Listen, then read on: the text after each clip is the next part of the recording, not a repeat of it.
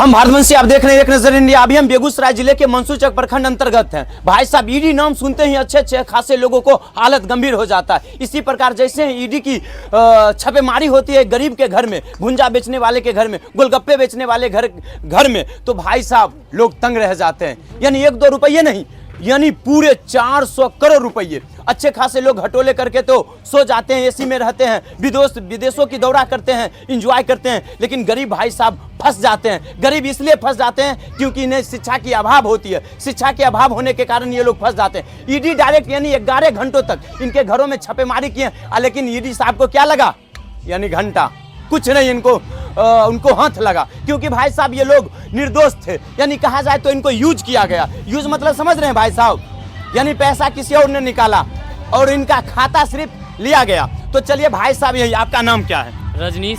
आपके घर में ईडी यानी 11 घंटों तक लगातार छापेमारी किया, ईडी को क्या हाथ लगा? कुछ भी नहीं, कुछ नहीं।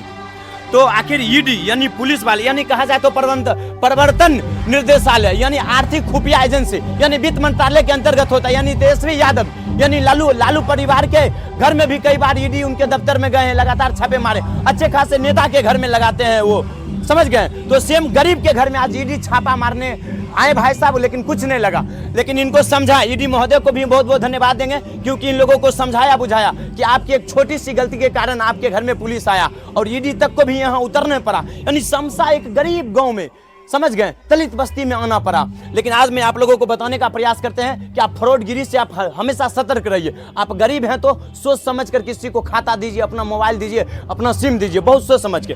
आप जो कई घंटों तक ईडी जो छापा मारी के, आपसे क्या सवाल किए ये बताइए? वो हमसे पूछे यही सब बात। हम आए तो पहले वो जो है ना बोले कि रजनीश तुम ही हो, तो बोले हाँ। आपका नाम रजनीश? हाँ जी। तो बोले हाँ। तो फिर वो जो है ना बोले कि हमको घर का तलाशी लेना है जी। तो बोले ठीक है सर, बात क्या है, मैटर क्या है, थोड़ा हमको समझाइए।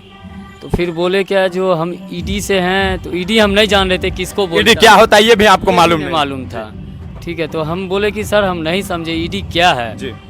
तो बोले कि ये सीबीआई जानते हो? तो बोले हाँ, उसी का एक भाग है ना। हाँ, मोबाइल पे हम देखे हैं सीबीआई जी।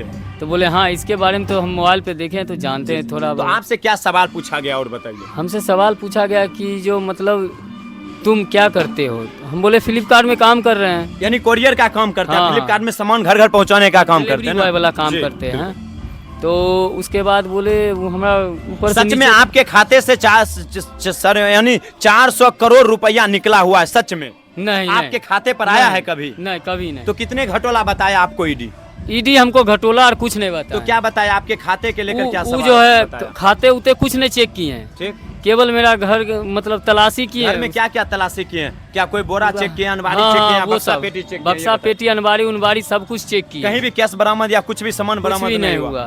नहीं। तो आपके मोबाइल भी चेक किया गया? मोबाइल चेक किए, मोबाइल में भी कुछ नहीं था। एक में 278 रुपया माइनस में था। यानी अकाउंट मोबाइल के फोन पे या गूगल पे सभी चेक किया गया ना? उसमें कहीं भी 1000 रुपये से ज्यादा आपको नहीं था? नहीं, 1000 रुपया नहीं, 100 रुपया भी नहीं था, 50 रुपया भी नहीं था, 278 रुपया माइनस में था, 4-5 रुपया एक अकाउंट पे था, 15-16 रुपया दूसरा अकाउंट पे था। आप तो ईडी के नाम सुनते ही यानी डर गए हैं, पूरा डर गए। यानी आप इनके बारे में साफ साफ पता कर देते, आप लोगों को बता देते हैं कि आपको 100-200 रुपये के झांसे देकर आपके खाते से कई 100 लाख, कहा जाए तो कई करोड़ रुपया आपके खाते में गिराएंगे और रातें रातों निकाल लेंगे, आप फंस जाएंगे भाई साहब आप। यानी इनका कहना साफ साफ कि आपके खाते जब जिस समय दिए थे एक दोस्त को, उस समय आपके अकाउंट में 100-200-400 करके यानी कहा जाए तो 40,000 से ऊपर रुपया गिरा था। नहीं, देखिए शाम में मतलब इससे थोड़ा और होगा, 1-आध घंटा होगा जी। तो अंधेरा जैसे हुआ तो रुपया आना शुरू हो गया, 100-150 आया, फिर थोड़ा देर के बाद 100-150 आया। ठीक, तो मान लीजिए उसके बाद हम गौर नहीं किया, हमको लगा थे आप हम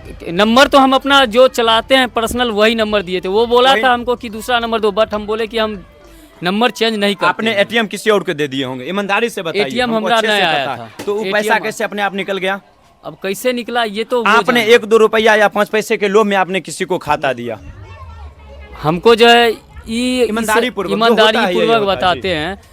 देखिए हम जो है 1 रुपया जैसे कहा जाए तो भावुक लोग को, मतलब एक कहा जाए तो शुद्ध सपाटे लोग को, ऐसे लोग को ही खोजते हैं अच्छे खासे होशियार लोग, क्योंकि चुपचाप से दे देते हैं। आप तो ईमानदार लोग थे, कुछ नहीं होगा, हम थोड़ी ना कुछ हैं, हम तो ईमानदारी पूर्वक कमाते हैं, खाते हैं, अपने घर परिवार को चलाते हैं। तो इसके ऐसे ऐसे लोगों को खोजता थोड़ा किया जी हाँ बिल्कुल, मेरा दोस्त फ्रॉड किया, लेकिन आपने खाता दिया, उस पे हम आपने दिया, थोड़ा उस पे ज्यादा रुपया गिरा। विश्वास कर रहे थे, चूंकि जी, बचपन का दोस्त था, साथ में काम आप कर रहे टेंशन थे। नहीं लीजिए।